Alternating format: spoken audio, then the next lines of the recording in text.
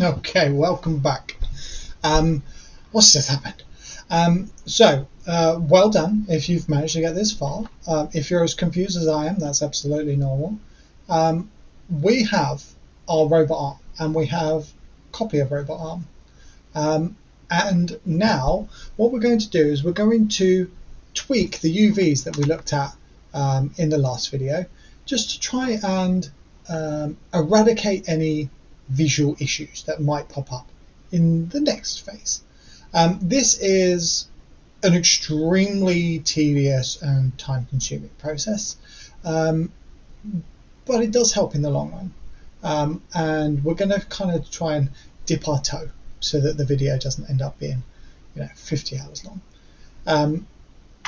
What I would like to do is add what we call a UV grid texture onto this one, and I'm going to put it onto this one, and I'm going to leave this one alone once it's on, and then I'm going to play with the UVs on this one. So I'm not going to play with the texture, I'm actually going to play with this so that we can kind of see what the difference is. And this tends to be a pretty good way of visualizing how you can play with a UV to kind of organize your thoughts before you start texturing. Now, if you've never done texturing, it's basically the process that we started, and then it's the rest of that. So it's about taking your UVs and then actually putting color and detail into that, so that when we put it onto our robot arm, it doesn't just look all grey and boring. We can have lots of different colors and maybe some like details and scratches and dents and all those types of things, maybe even some rust and dust and all kinds of things, maybe even some blood if you want to go that way. But we can't do that until we've at least done what we just did with the UV unwrap. So it's always good to kind of follow the process in its own way. So I'm just going to go ahead and do it with this one again to start with.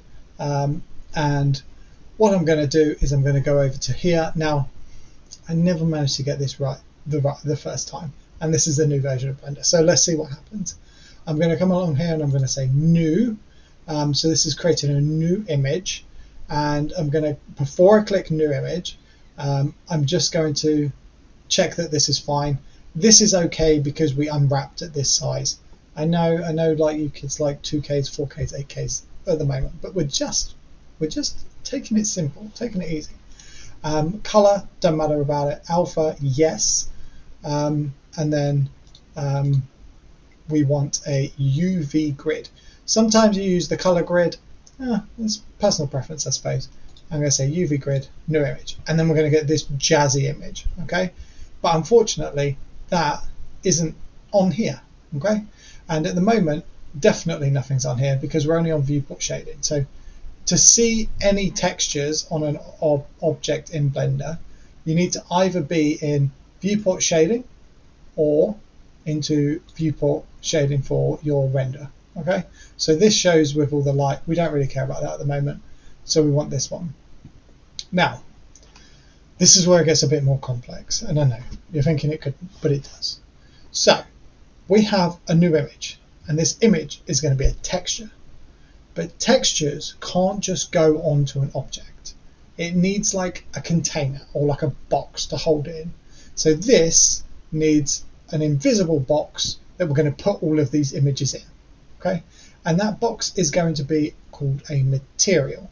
And that material is going to not only hold all the textures, but all the properties about how light interacts with this object, right? Is it shiny? Is it not shiny? Does it glow? Is it rough? Is it smooth? All of those types of things are controlled by the material. And then the textures tend to have all of the color and all of the data about other things. So with my object selected, I'm going to go down to this object menu now. So material properties. Remember, we've been in object and we've been in modifiers, but we're going to skip these and we're going to go all the way down to materials. So at the moment, our object, which we have selected, we can see there, our foot has no materials on it, and we can tell that because there's nothing in here and nothing down here. So if we click new, and let's call this grid, why not? But it still doesn't do anything, and we could like move that, and there we go, look at that, that's nice. And we could kind of make it nice and like shiny, and we can make it like rough and whatever, but we don't really care about these at the moment, so let's just put those back to 0.5. And we don't even care about this because we're not actually going to be using a color, we're going to be using this texture, this image. So we're going to click on this little yellow dot here that's next to our base color, so because this is a color image, and we're going to go all the way over here and click image texture because we want to use this image as a texture for this material. Okay, so now it's going, okay, that's fine. I don't know which image you want, but I know you want an image. And hopefully, if we click on this little drop down box here of all the images we have in our file, this one, which is this one, let's call this one UV grid. If we go back over here, UV grid. There we go. Okay, now Blender has done a spectacular job of unwrapping that. Look at that, with only a very few minor issues. So what we're looking for here is that the size of the squares are roughly the same, and what we might want to do is just check that there aren't too many issues like, where's it just gone, like this, okay, where it suddenly stops. Now that's bound to happen because it has to happen, but we might want to just think about where on that shape that's going to happen. And then if we look down here, we might just want to kind of say, well, are some of these, you know, taking up more room on our texture than they need to? Are we even going to see this? So we're losing kind of some space for that. So let's just come back out of there and back on here. Now we should be able to just put the same material on for this one, which is great. And again, Blender has done an eerily good job of that. I'm just going to click this one, put on there, and this one on there. Okay, so what I'm going to do is I'm going to take this one again, and I'm going to come over here. I'm just going to make this a bit smaller so that you can see this a bit more. Obviously it's a bit harder to see with the grid on, but that's okay. What I'm going to do is I'm going to come all the way up here, just under File, we have these two little arrows, and what that does, if I click on that, is when I click on a face, it highlights which face that is. So it just makes it a bit easier to see which bits are which. So for example, if I selected all of that by pressing Alt and click on it, I can see that these are all over the place, but actually I might want these all in one strip so that, you know, they look like they run over. So here where we can see that like these boxes go all the way up and over, that's okay, because if it was made of the same material it would. But here it changes, but again, come on, give me all the way up. Fine. Here, which is this one, just going to select all of that. So that goes all the way around. You can see that it actually changes. So these boxes kind of look the same going down, and then boom, they change, right? And that's because they're in a different position on the UV. One's all the way over there, one's all the way over there. Of course, they're going to be different.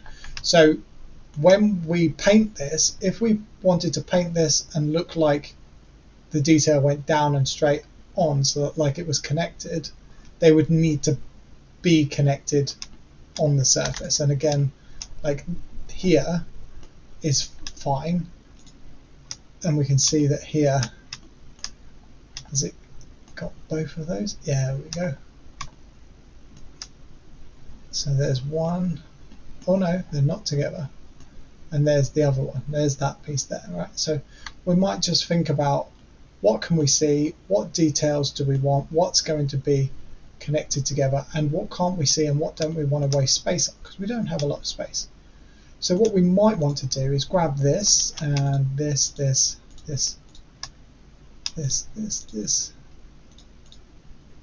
So if we are 100% convinced that we're not going to see the bottom of this, look at all that space that's taken up. Okay, so let's right click, we'll split those, and we're just going to grab and move them. Just go right down. Now, because I've made, even though they're off the shape, they still take up the shape. So where objects are off the shape, this image just gets copied over here. So they're effectively here.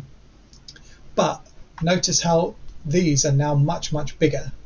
So the smaller these objects, the bigger they are, right? And that's to do with the resolution of this image.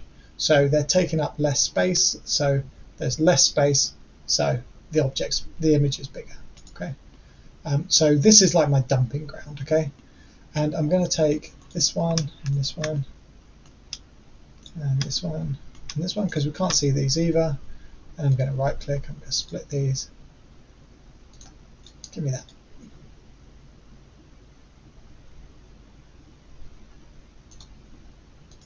Well, it did a minute ago, but it's fine. Pop them over there as well. Okay, so it still looks absolutely fine on the top, but we have a little more room if we want to. Okay, now what I might do is start to think about this. So this looks very good, it's very consistent. Blender's done an outstanding job. Let's just, so that's there and there. And what I might do is I might say, actually, this is going to have a lot of data on it. I might want it bigger so that I can do finer details, but then it's going to be of a different resolution. So depending on where I want things and the level of quality, I might say that actually, like these bits here are going to be very, very small, so maybe they need to be a bit bigger. Or maybe I'll say, well, I've got this tiny face in here, well, I've got an even smaller face in there, look at that. Nobody's going to know about that, so who cares? Let's leave that there if we want, or we can put it in the bin. We've got this nice small one. We might say that this is actually going to be an entirely different color to this and this, or we might say that this and this and this and this are going to be different to these and these, or actually it might just be easy. Cool. We didn't optimize this very well, did we? Who's in charge of that?